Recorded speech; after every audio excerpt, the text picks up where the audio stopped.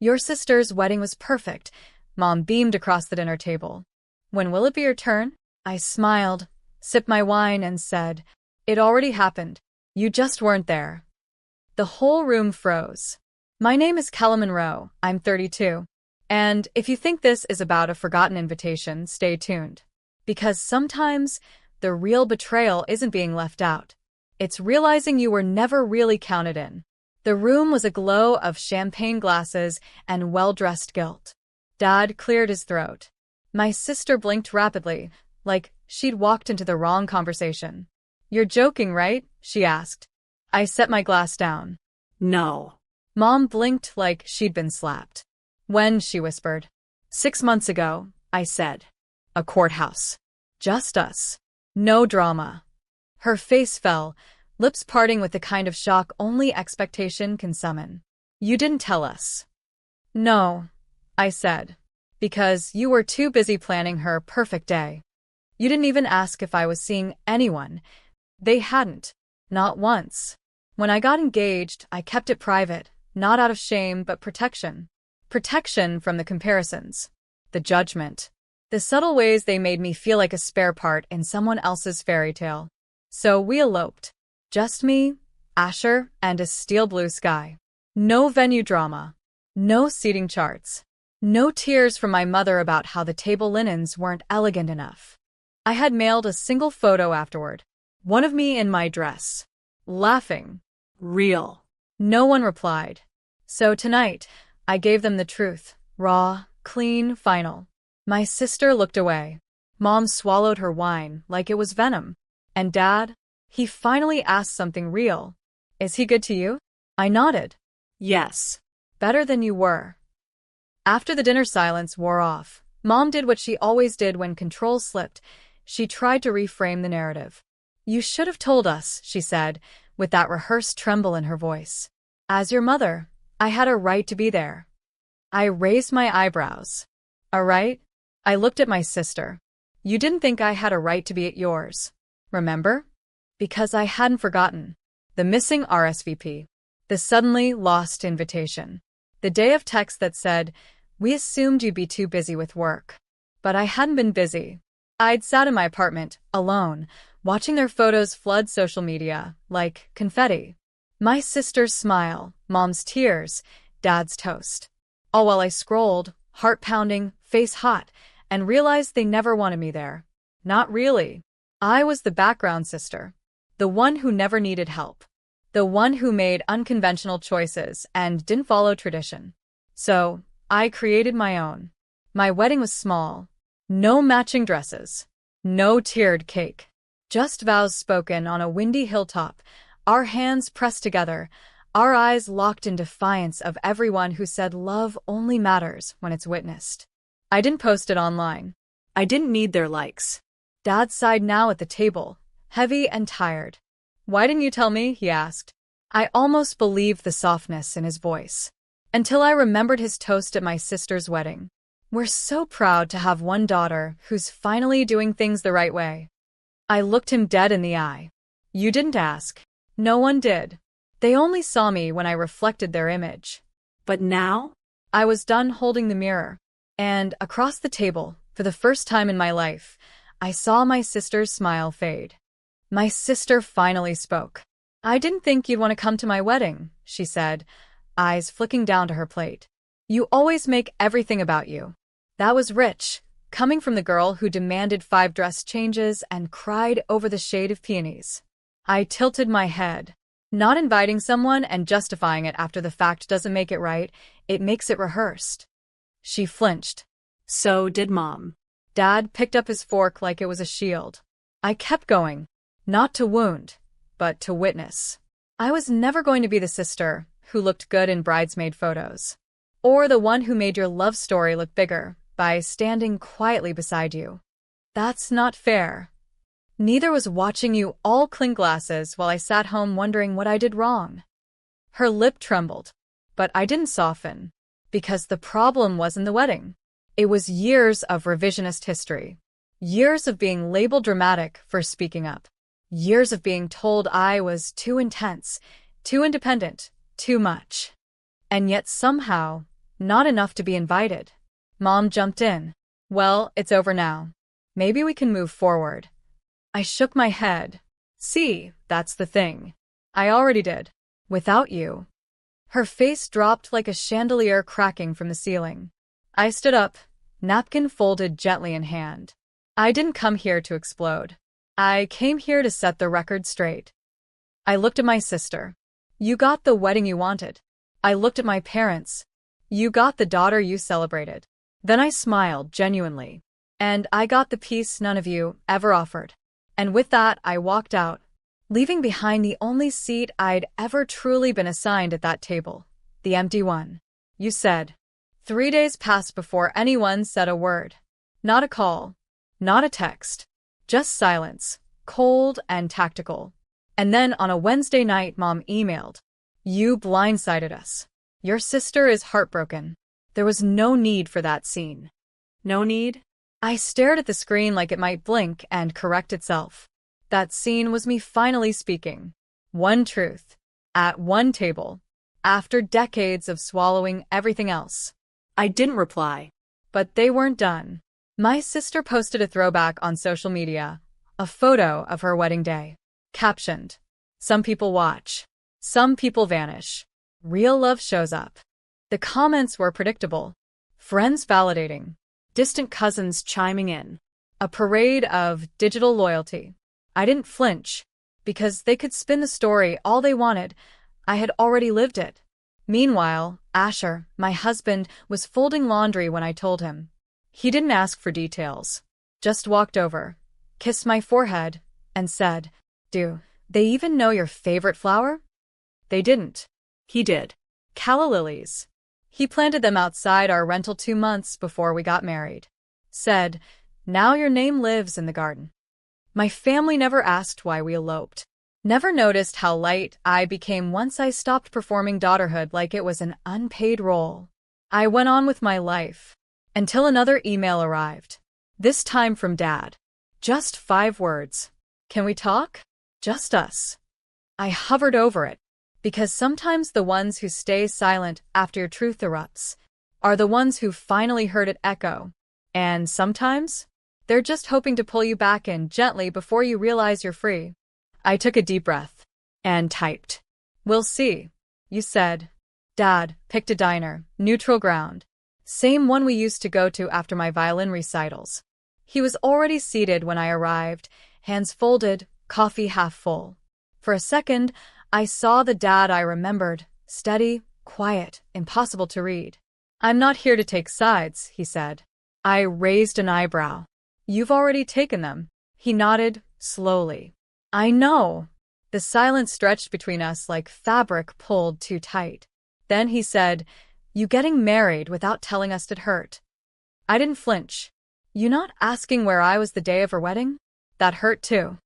He looked down, thumb tracing the rim of his cup. I didn't know how far it had gone, he said. Between you and your mother. You and your sister. I let that sit. Dad, it didn't go anywhere. It stayed exactly where it always was, unequal. He didn't argue. Instead, he reached into his coat and slid a photo across the table. Me and Asher. Smiling. Wind blown. My dress caught mid-spin. I kept this, he said. Even when your mom said it was disrespectful. I stared at the photo. My hands had been shaking when I sent it. One last attempt. One last olive branch. I didn't know how to reach you, he added. Not without her listening. I leaned back. Then maybe don't reach for me until you're willing to stop whispering around her. His eyes softened. I miss you. I folded the photo and tucked it into my purse. I'm not lost, Dad. I just stopped walking in your direction. He nodded again. No defense. No pleading. And maybe, finally, he understood. I hadn't left the family. I'd just stopped waiting for them to meet me halfway. 2 days after the diner, Mom showed up at my door. Unannounced. Uninvited. She didn't even knock. She waited in her car like a lawyer prepping closing arguments, sunglasses on, jaw set like granite. I opened the door slowly. She stepped out, arms crossed, lips pursed. I suppose your father told you I was the villain now. I didn't answer. Because villains don't always wear black. Sometimes, they wear pearls and speak in sighs instead of slurs. I raised you better than this, she said. Did you? I replied, calm. She exhaled. You embarrassed us. You humiliated your sister. No, I said. I answered your question. You asked when it would be my turn. I told you. And that scene at dinner was honesty. I cut in. The silence swelled. A war without noise. Then she stepped closer. You've always needed too much, she whispered. Too much validation. Too much space. I felt that line hit where it was meant to. But this time, it didn't land. Because she didn't know. I'd already unpacked that wound. With Asher. In therapy. In the stillness of a marriage she never asked about. I looked at her the way you look at a painting you once loved, and now see for what it really is, technique without truth. You didn't lose a daughter, I said. You just lost the version you controlled. She blinked. You think you're better than us now? No, I said. I think I'm just done bleeding for the applause you never gave me. She didn't cry. She turned, walked back to her car. Engine started. No wave, just taillights fading down the street. And I closed the door without guilt. Because not every ending needs a slam. Some need silence and a lock. A week later, the wedding album arrived. Not mine, my sister's. A thick, cream-colored envelope with gold embossing and the Monroe family crest etched in the corner. No note, just the album. Sent to me like a peace offering. Or a provocation. Asher watched me slit it open at the kitchen counter. Sure you want to do this? He asked gently. I nodded.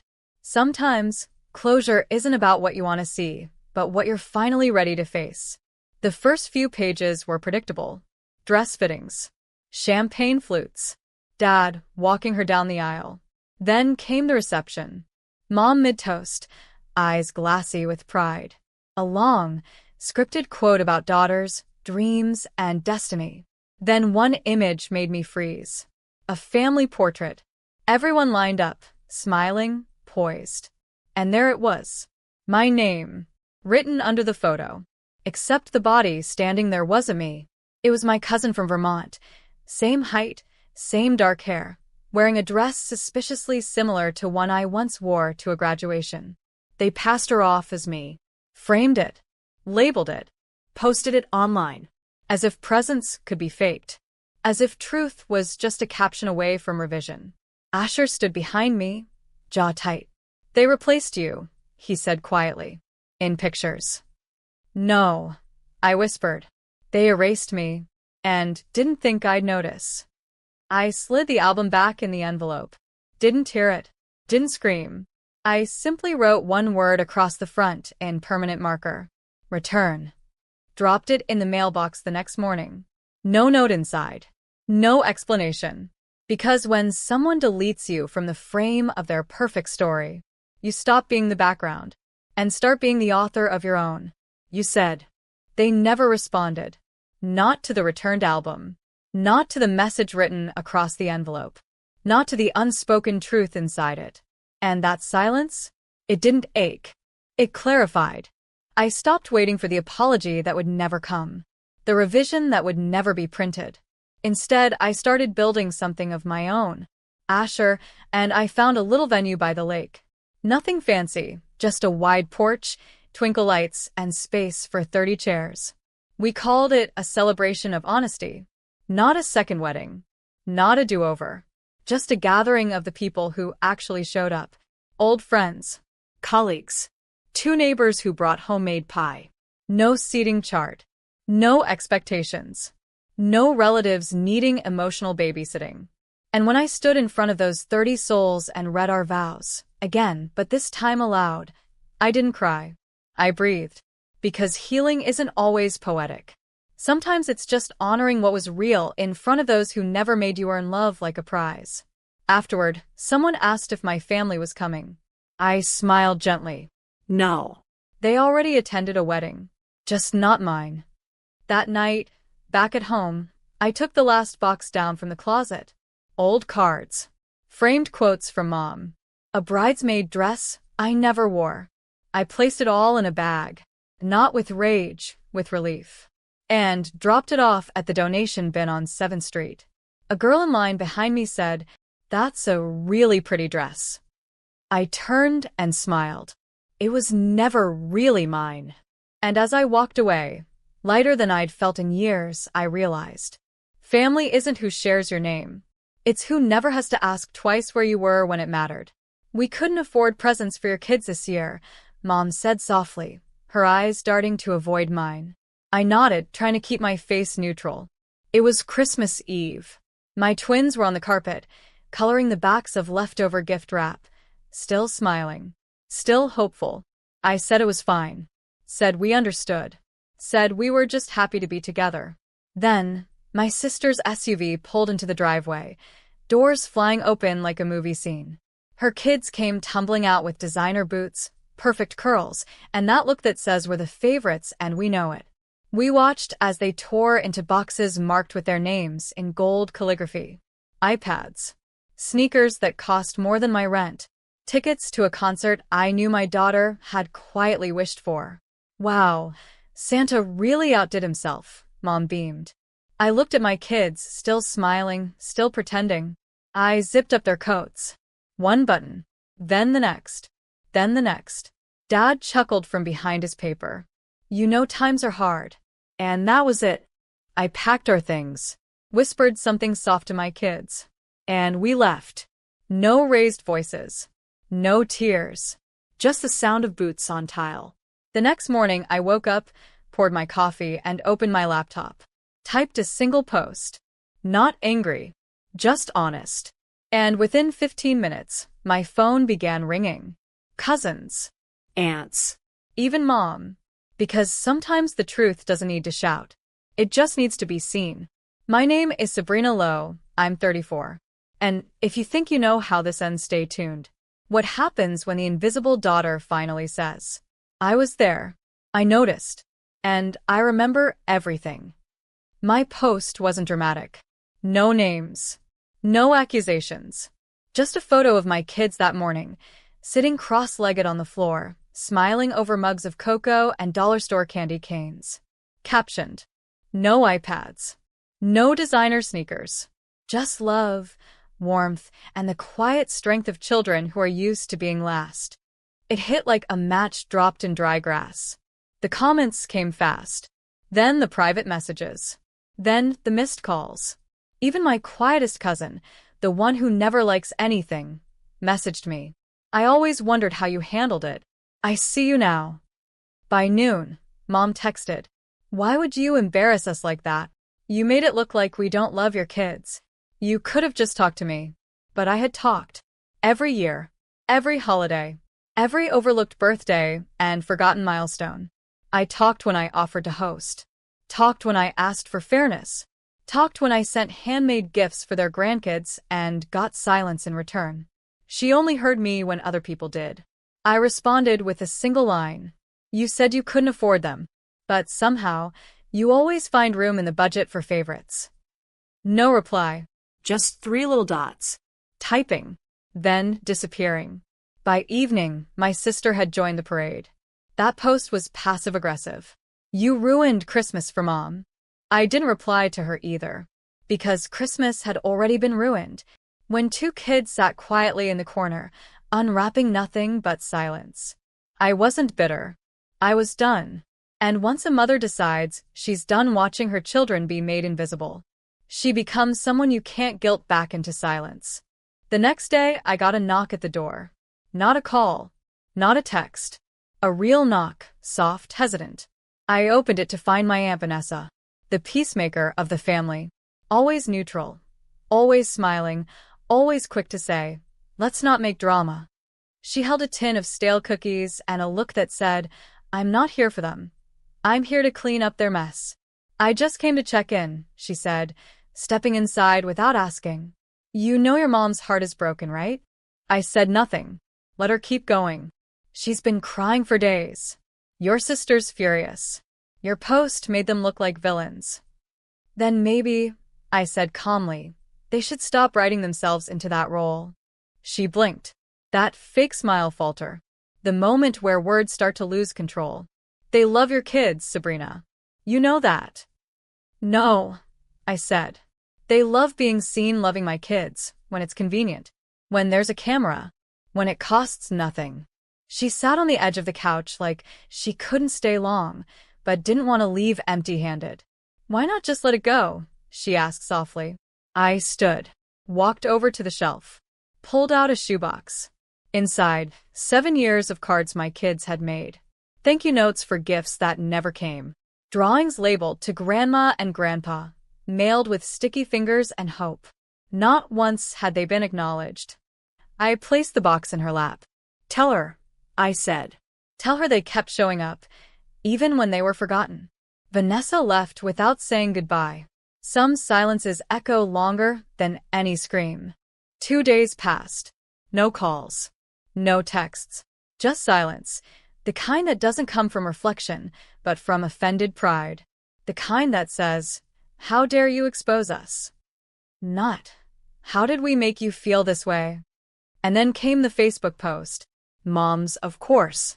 A photo of my sister's kids holding their new iPads, captioned, so grateful to spend another magical Christmas with our beautiful grandchildren. #family is everything #blessed. I stared at it, not because it surprised me, it didn't, but because the caption was so perfectly, painfully curated. My children weren't in a single frame, not even in the background. Aunt Vanessa commented, such precious memories. You're the best grandparents anyone could ask for. And beneath that, silence. No one dared ask about my kids. No one dared mention the absence. So, I posted again. Just one sentence. If love is measured by photos and presents, I'm glad my children are being raised to understand what love is not. It exploded. Again. More shares. More comments. And this time, messages from people I didn't even know. I thought I was the only one. You put into words what I've carried for years. Thank you for speaking it out loud. I wasn't bitter, but I was awake. Sometimes it takes public silence to finally hear your own voice. And mine had grown tired of whispering. This wasn't a feud. It was a funeral. For the version of me who kept trying to earn what should have been given freely. It wasn't long before the phone calls turned performative. First came my brother-in-law, the family's unofficial PR manager. He spoke in a low, serious voice, like he was handling a scandal. Look, Sabrina, I'm sure your mom didn't mean anything by it. You know how holidays get. I let him speak. Let him stumble through faux concern and polite gaslighting. Then I asked, do you remember what my kids got for Christmas last year? Silence. A pause. A throat clear. They weren't at the main party, right? They were, I said quietly. They were sitting next to you. They each got a $5 coffee card and a used coloring book. He didn't respond. Didn't need to. I hung up. This wasn't about money. It never had been. It was about effort. About love that didn't need to be flashy, just fair. That evening, my daughter asked, did Grandma forget about us again? I paused, then told her the truth. No, baby. She just remembered your cousins louder. She nodded like she understood more than I wanted her to, because she did. Kids always do. I opened the top drawer of my desk and pulled out the birthday card Mom had sent me 2 months earlier. No note, no message, just happy birthday, pre-printed. She hadn't even signed it. That card had sat like a weight in that drawer ever since. I handed it to my daughter. Do you want to draw something on it? She did. A heart. 2 stick figures. 1 tiny line underneath. Maybe next year. I took a photo of it. Saved it. Not for vengeance. For proof. That I wasn't crazy. And they weren't invisible. By the following week, I stopped expecting apologies. Not out of bitterness. Out of clarity. I finally understood. They weren't sorry for what they did.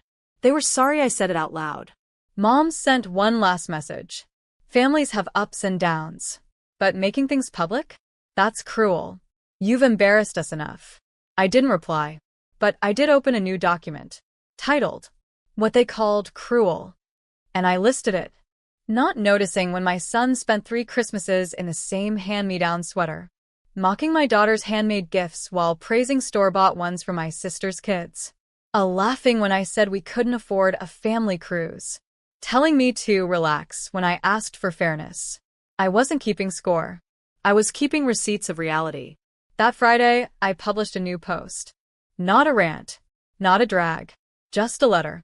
To the families who claim unity while practicing favoritism. We see you. Our kids see you. And no amount of group photos or holiday captions can cover the quiet sting of being the ones always left out. We're not angry anymore. We're awake. And that's more dangerous than silence will ever be. By Sunday, a new cousin reached out. One I barely knew. I shared your letter with my therapist. Thank you for being brave enough to say it. I didn't feel brave. I felt free. Because sometimes the most radical thing a woman can do is stop asking people to remember what they refuse to see and start documenting it instead. It took one final call to confirm everything I already knew. It was from my sister. I almost didn't answer, but curiosity got the better of me. Sabrina, she began, voice tight with practiced calm. Mom's been sick over this. She's not eating. She's embarrassed to go to church. You've made her look like a monster. She did that herself, I said. Years ago. I just stopped covering it up. My sister sighed like I was exhausting. You're so dramatic. This could have been fixed with a single conversation. I almost laughed. Instead, I said, I tried. I talked. I gave. I forgave. But none of that ever changed how our kids were treated. They were an afterthought. So now, I've stopped pretending they weren't. There was silence on the other end. Then she muttered, You've always been jealous. That was it. That old card. The favorites defense. Jealousy. As if wanting fairness was envy. As if expecting love meant I was greedy. I didn't yell. Didn't explain. I just hung up. Because some endings don't need goodbyes. They just need boundaries. That night, I sat with my kids and showed them how to write letters to themselves. I told them, write down what you're proud of. What you survived. What you want to remember, even if no one else does. My daughter asked, even the sad stuff? Especially the sad stuff, I said. Because if you don't write your own story, someone else will write a quieter version and leave you out of it. She nodded and kept writing, just like I had. I didn't hear from them again. No apology. No flowers. No dramatic knock on the door with teary eyes and trembling voices. Just silence. But for the first time in years, it didn't feel like punishment. It felt like peace. The kind of peace that arrives when the door finally closes behind someone who never truly saw you. The kind that settles in your bones when you stop hoping for recognition that was never coming. A few months passed. We healed in small ways. Mornings became lighter. Laughter came easier. My kids no longer stared at the mailbox with cautious hope every holiday. Then one afternoon, I received an envelope. Cream-colored, thick, formal. Inside, an invitation. My sister's 3rd baby shower. Gold embossed. Theme. Little royal on the way. Not a note. Not a we miss you or hope you're well. Just a gift registry. Luxury brands only. iPads and Dior baby shoes. I didn't RSVP. I didn't text. I didn't feel guilty. Instead, I picked up my kids early from school. We stopped for ice cream. Sat on the curb. Talked about the kind of people we wanted to be. When we got home, I handed them each a journal. Write anything, I told them. What you're proud of. What you've survived. What made you feel small. What helped you grow again. My daughter looked up. Even the sad parts? Especially those, I said. Because if you don't write them down, the world will rewrite them without you. That night, I posted one final thing. A photo of us. Nothing glamorous. Just my son laughing mid-bite, my daughter wrapped in a blanket, cheeks sticky from marshmallows. The caption read, Sometimes, peace isn't found in forgiveness. Sometimes, it's found in the quiet act of no longer begging to be remembered. I turned off the comments. Not out of anger. Out of completion. They could tell their version. Say, I was dramatic. Say, I overreacted. Say, I distanced myself. They'd be right. I distanced myself from hurt, from favoritism, from invisible roles labeled dutiful daughter. I distanced myself so my kids wouldn't grow up thinking love came with conditions. And that Christmas, our first without them, was simple, messy, real. We danced in pajamas. We built a crooked gingerbread house. And we knew, without question, we were enough. A woman spends years quietly supporting her parents, showering them with financial help, love, and effort, only to watch them constantly favor her sister's children, leaving her own kids overlooked and forgotten. The final blow comes at Christmas, when her children receive nothing while her sister's kids unwrap iPads and designer gifts. For the first time, she doesn't stay silent. She walks out, not just from a party, but from a lifetime of being invisible. The next morning, she posts a quiet truth that shakes her entire family, not with anger, but with clarity. What follows is emotional manipulation, guilt trips, and the age-old accusation, "You've embarrassed us." But this time, she doesn't back down. She sets boundaries. She tells her story, and thousands of strangers echo back. Same. This story teaches us that silence may keep the peace on the surface, but it breaks something inside you. That favoritism within families doesn't just harm adults. It teaches children their worth is conditional. And that healing sometimes begins when you stop trying to be invited and start building a space where you are already enough. If this story made you feel seen, if you've ever been the child who gave too much or the parent who didn't notice, ask yourself, who have I made invisible in the name of family peace? And when was the last time I asked them how they really feel? Because love that forgets to see isn't love at all.